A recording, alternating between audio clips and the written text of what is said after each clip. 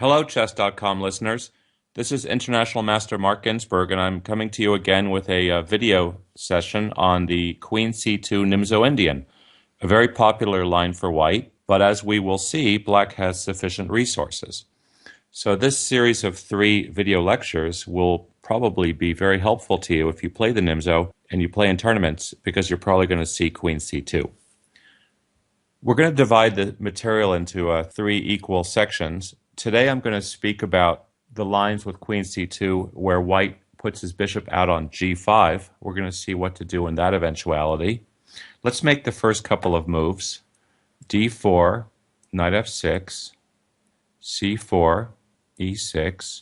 What we're going to see is that after the Bogo Indian, which is knight F3, or the Nimzo Indian, knight C3, we're going to play essentially the same thing, which is we're going to pin the queen knight with bishop to B4.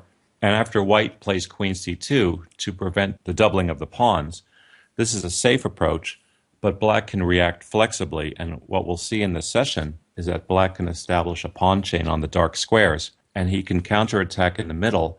He can play his pawns to D6 and to E5, or he can play his pawn to D6 and then the B pawn to B6, and that supports the C5 break.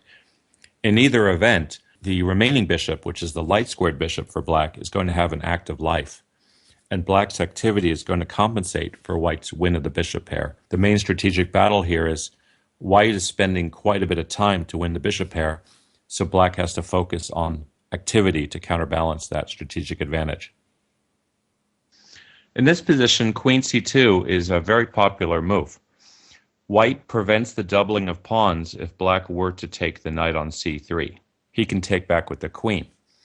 The disadvantage is that the queen move doesn't really develop and it loses time, and the queen might wind up semi-exposed on C3, as we'll see in many variations. As black, we don't want to be stuck in a position where we are passive and have given up the 2 bishops for essentially nothing, so we don't want white to have a space advantage, gain the 2 bishops essentially for free, and then press us in some tortuous middle game or ending. Many Kramnik games have seen white press black in these long, torturous games. The key is to play like Spassky did in the 1960s. You play with activity in mind, first and foremost. So if you play with activity in mind and make sure all the remaining minor pieces are playing after the inevitable exchange of the bishop on B4, we're going to be okay. Let's make a couple of more moves to see some example ideas. I recommend the immediate castling here. In a future video segment, not today, but soon, I will explain to you why the move E4 here does not promise an advantage. That's been pretty well worked out. Therefore, white oftentimes chooses to resolve the situation with the pin immediately with A3. This will be the subject of today's discussion. Of course, we're going to take the knight so as not to lose time. White takes back with the queen, and white optically has the 2 bishops, has at his disposal the move B4 and possibly a bishop fianchetto, or possibly he's going to move the bishop out and create what he hopes to be an annoying pin. However, neither plan is sufficient for advantage. Let's play some more moves. We played D6. This is a flexible move. We have 2 plans at our disposal. We have a later E5 break to open lines, or in some positions we play B6 and then we counter with C5. It depends what white does. Let's say, for example, white plays B4. This move looks nice, but it doesn't develop. What we could do in this situation is we could play A5, white comes forward with B5, then we develop, knight BD7, knight F3. Now we play rook E8 to enforce the freeing E5 move. This move is going to give us equality. Let's play a few more moves. E3, E5, white blocks the E file with bishop E2. Now we open the game up with ED, knight D4, and at this point, let's notice that black has acquired the nice C5 square for his knight, due to white's fairly premature B4 to B5 maneuver. However, black still has to play accurately. Let's start with occupying the center with knight E4. White moves the attacked queen. Now let's take a moment. We could play knight D C5 here with an acceptable game. But we have another interesting plan. Since the white knight has moved off of the f3 square, we can try an h-pawn charge, which is a nice plan. h5, let's say white castles. We continue with h4. We have some ideas to go to h3. Let's say white stops it. And now we play our knight to dc5, and all the remaining minor pieces are working very well. Black's position is completely okay here. Let's go back to the beginning, quickly reaching our Nimzo Indian position again. You're not going to see that early b4 too often because it's not a very good move. Let's go back and try to make a better move for white. White plays a3. Black takes the knight off to gain time. Black has given up the bishop pair, but has a very flexible formation. We are recommending d6, as you remember. Now b4 wasn't especially very good. Let's try to play a better move for white. For example, let's try to pin the knight. This move is a very likely move that you might see in a tournament game. However, black is fully okay. What we do is we develop the queen knight to d7. And now at this point, white has to start to be wary. In certain positions, white has to start to be wary of the knight radically unpinning by hitting the white queen. White in these positions might sometimes play f3, which we'll look at right now, to stop the knight going to e4. In this case, we proceed with the pre-programmed break in the middle with e5. And white has some problems here because the knight on g1 isn't developed and isn't contributing to the control of the center. So white will bypass this pawn move with d5. And at this point, there are many interesting tactics for black. Let's start with h6. Let's say white maintains the pin. You should always be mindful of the knight unpinning radically by moving suddenly and attacking the white queen. Let's play the knight to c5 in this position. And now white is behind in development and has a sleeping kingside. The knight on g1 and the bishop on f1 are not playing yet. After this move by black, where we just moved knight to c5, we have at our disposal various nasty tactical ideas. And you should familiarize yourself with this because in the queen c2 Nimzo, white often brings the bishop on c1 out to pin, and then in these situations, the knight on f6 is optically pinned to the queen, but it can often move because the white queen will be under attack too. Let's see some sample ideas. Suppose white moved b4, which is a blunder. Do you see what black can do? It turns out black can radically unpin with knight takes d5. This is the typical tactic you have to always look for.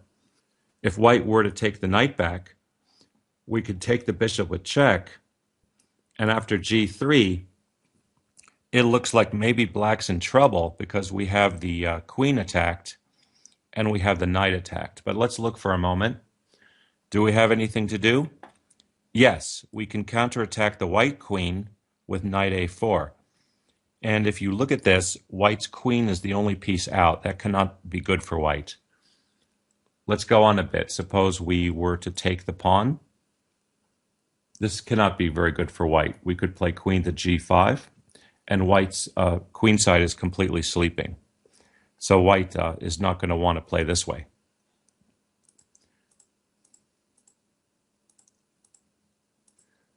That variation establishes that b4 is a mistake due to knight takes d5. If white were to try to develop the king side with e3, that's a mistake for a different but similar reason. Knight takes d5 again. Bishop takes d8 is forced. Knight takes c3. Now in these variations, you always have to be worried about white starting to clean up black's queen side because the c7 pawn usually falls in these variations. However, in this exact position, we have the very amusing knight to b3, and suddenly the poor rook on a1 is trapped. Let's go on to convince ourselves black will win this. White continues taking things with bishop takes d6, and at this point we can just arithmetically clean up by playing knight takes a1. let's say white takes back on f8. We simply recapture. White takes. We bring the knight back to safety. We grab a free pawn. And if we take stock, white is still completely undeveloped. And black soon is capped his bishop e6, and the c4 pawn is weak and will be lost. Therefore, black is completely winning. A typical nightmare scenario for white, who did not pay attention to the tactics. This doesn't happen all the time. It's not guaranteed to happen, but it does happen a fair amount of times. So you have to be aware of these tactics.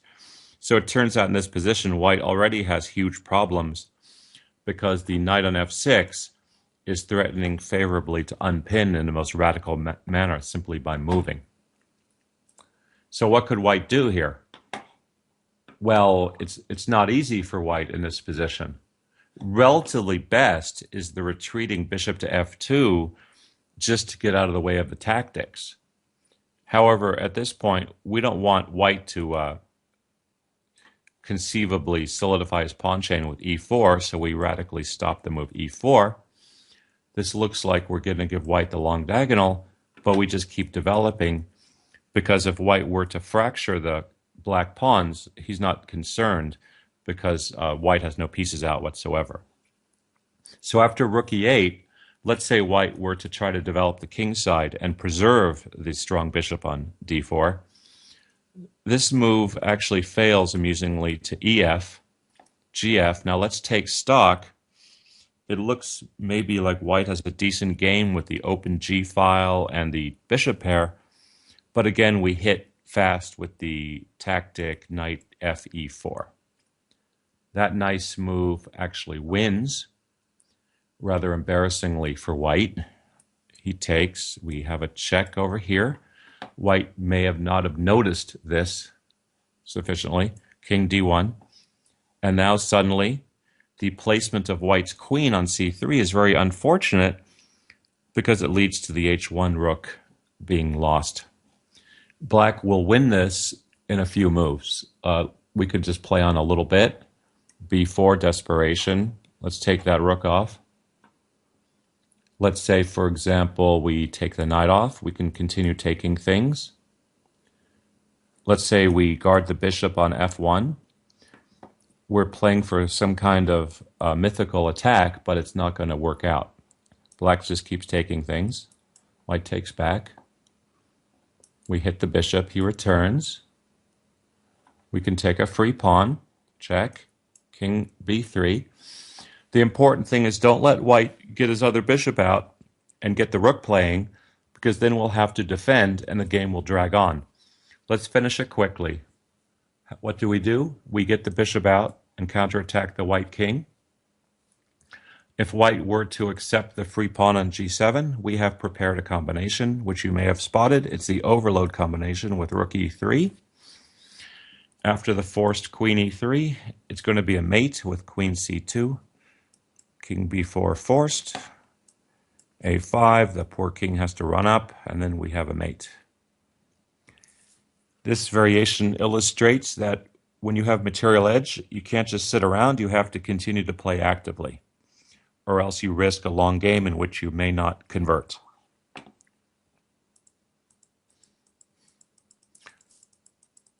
That was a nice variation. Let's go back to the early stages to learn a little bit more. White didn't play very well in that game, it must be admitted. But the truth is, after bishop g5, we don't really face too many problems after knight bd7. It's not easy for white to prove any kind of advantage whatsoever. To show you another example from this position, suppose white were to play f3, d5, e5. I was showing you knight dc5, which is good. We could also play the move a5 right away, which is okay.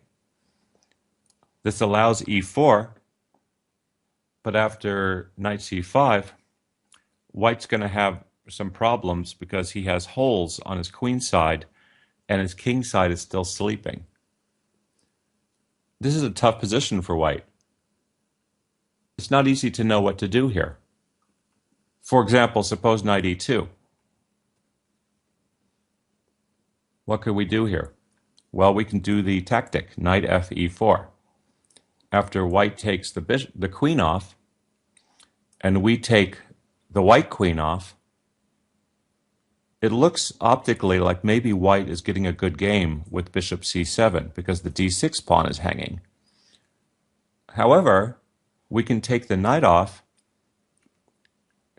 and there are two branches here. One branch has white trying to take the d-pawn right away, and the other branch has white taking the knight off and hoping to claim that the bishop on c7 is making problems.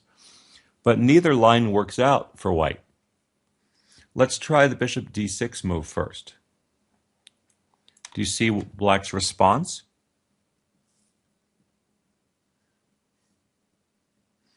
Black can retreat his attacked knight back to d4, and although white has a hanging knight on c5, black has the knight c2 check. So at this moment, white is a piece less. He can regain a piece, but black is going to get a rook fork in, and when the knight comes to c2 and then comes to a1, the early move a3 actually gives the black knight an escape hatch. So it was white's opening choice that was his undoing, ironically enough. This position is good for black in all variations. Let's look. Bishop takes, knight check, king f2, knight a1, bishop d3 hitting the knight can escape, knight b3. Now white can gain a pawn and take the rook now without it being recaptured, but white is down a piece and has insufficient compensation. For example, f6, just solidifying things. Bishop d6, king g6. White lashes out with h4, which doesn't do very much. Bishop d7. h5, king f7. Black should convert this because he has an extra piece. That was a nice tactic. Let's go back to the branching point.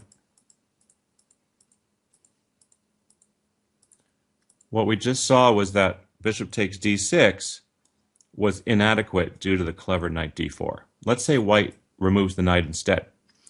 When we look at the pawns are equal. White has the bishop pair, and it looks like the bishop is wreaking havoc by threatening to take on d6. However, white overlooked by going into this line that black has the response rook a6. Not only does it guard the pawn, but this bishop on c7 is in mortal danger of being trapped. White can't eject the knight because black can take ab, and there's an a-file pin. So white is stuck here with an underdeveloped position and a marooned bishop. The only way for white to play on is some ugly move like a4, because if he were to play king f2, some slow move, we now definitely catch the bishop with a4. That rules out any queenside pawn breaks, and black at his leisure can play bishop to d7 and rook to c8. A very aesthetic, slow motion piece win. This happened in an ICC practice game. So white has to be mindful and play a4 right away, but it's still not very nice after bishop to d7. King f2, we're going to go for the bishop trap. White goes for a trick of bishop takes a5. He's hoping for rook takes a5, then we can play b4 and perhaps reach a draw. However, black has the fork knight b3, which is a rude surprise. And white has to move the attacked bishop. Black gains the exchange, and this should be a technical win for black. For example, rook takes, rook takes. Hopefully this line that we looked at gives you an idea of black's possibilities. Let me back up to what we're talking about. I want to give you an idea of black's possibilities if white were to play the bishop to g5 pin move. The bishop to g5 pin move is optically logical, but he doesn't have his kingside pieces out, and black will gain tactical counter chances. So go through the previous material to understand why bishop g5 is not a scare move at all. I want to conclude today by showing you very briefly a game from the Russian Superfinals 2012, which was Karyakin-Alexeyev. Alexeyev is extremely erudite, theoretician, and he quickly showed Karyakin his preparation in the queen c2 Nimzo. Karyakin played knight f3, agreeing with us tacitly that bishop g5 is not an incredibly good move. Alexeyev plays the non-committal rook e8, which is a nice move, and at this point I will bypass bishop g5 for the time being and show you that Karyakin chose to play g3 instead, which is an entirely different game. However, after g3, I want to show you how Alexeyev diffused this setup very instructively. He played queen e7. Karyakin chose this moment to expand with b4, which is going to happen sooner or later. Alexeyev expands himself in the middle. Karyakin trades a pair of pawns. This position is actually fine for black. White is less developed than black, although he has gained the bishop pair. The pawn front, although menacing, does not especially do anything because it's not exploiting any weaknesses in black's camp. Let me play a couple of more moves. Karyakin completed the fianchetto. Alexeyev correctly plays the knight to c6, where it observes the center the most. Karyakin completes bishop g2, the fianchetto on the king side. And let's pause for a moment, and we're going to come to another set of tactical ideas that's very instructive. It gives black complete equality. Do you see the black's idea? One thing we don't want to do is we don't want to play e4 prematurely, giving white the long diagonal. What we do want to do is bottle up things in the middle with the surprising blow knight d4. This move has the obvious idea that if white were to take, incautiously take, we have checkmate. So that's not going to happen at the 2700 level. However, black does have specific ideas after knight d4. White obviously can't castle because the e-pawn is hanging. So what to do? We have to do something about this knight. It's very annoying. Karyakin chose to remove the knight and then play the queen to d2. Now, what can we do in this situation? Do you have any ideas? We have the amazing resource d3. Now, what would that do after queen takes? Well, black keeps coming out. Bishop f5. Now, if white takes the bishop off, it's checkmate again. This position is actually very dangerous for white. Black has all his forces mobilized, and white is uncastled. It's very difficult for white to know what to do here. The best move, according to the computer, is the completely uninspiring queen to e3. Now, if white has to do this, we know that black's idea is justified. After queen e3, among other things, black can take, and instead of being greedy and grabbing a doubled pawn, we can just bottle white up by blockading the weak doubled pawn first with bishop e4. And after bishop takes, knight takes, we have a dream position with the beautiful, undislodgeable knight easily handling the weak, isolated pawns. Let's play a few more moves. Rook d1, for example, hoping to get to d7. We can stop that with knight d6. If white keeps coming, we can then grab the juicy c4 square. We have to retreat to guard our weak pawns. Black guards the 7th rank. White castles, for example. Black continues mobilizing. And at this point, it's quite obvious that black is at least equal. He can grab the e3 pawn at his leisure, probably after making room for the king. So if we go back to the beginning, we see that Karyakin did not play the bishop g5 move, the pinning move, which is harmless, as we saw in the previous discussion. Instead, Karyakin chose the g3 move here, But Alexeyev, with accurate play, was able to mobilize extremely efficiently. And if we play through the beginning moves again to remind ourselves, White's play appears threatening, but in fact it vaporizes to zero due to Black's extremely accurate treatment involving knight d4. A beautiful move, taking advantage of White's uncastled position. White often thinks he has all the time in the world with the bishop pair, but it's not true. Black can play quickly, as we see in the Alexeyev game, and gain complete equality, and if White is careless with the bishop pair, Black can even score the full point in certain positions. So I'm going to recommend wholeheartedly this approach for Black in the Nimzo, which is to castle quickly on queen c2. Let's go back to see the recommendation.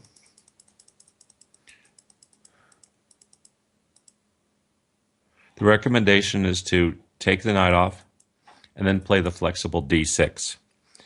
I'm going to claim counter chances, good counter chances in all variations after this move. The only remaining matters we have to solve are what happens in the event of the more ambitious e4. I indicated at the beginning of the talk that this move has been diffused, and it has been, but we have to learn more specifics. And in our last segment, we're going to clean up with miscellaneous other ideas. But this segment contained the main ideas after a3, queen takes d6. So thank you for your attention. I want you to try this out in your own games if you're a Nimzo player, and let me know how you did. I'll set up a chess.com discussion page so we can talk about it some more. This is International Master Mark Ginsburg, ending for now, and I'll come back to you with session number 2 on the Nimzo, Queen C2, soon.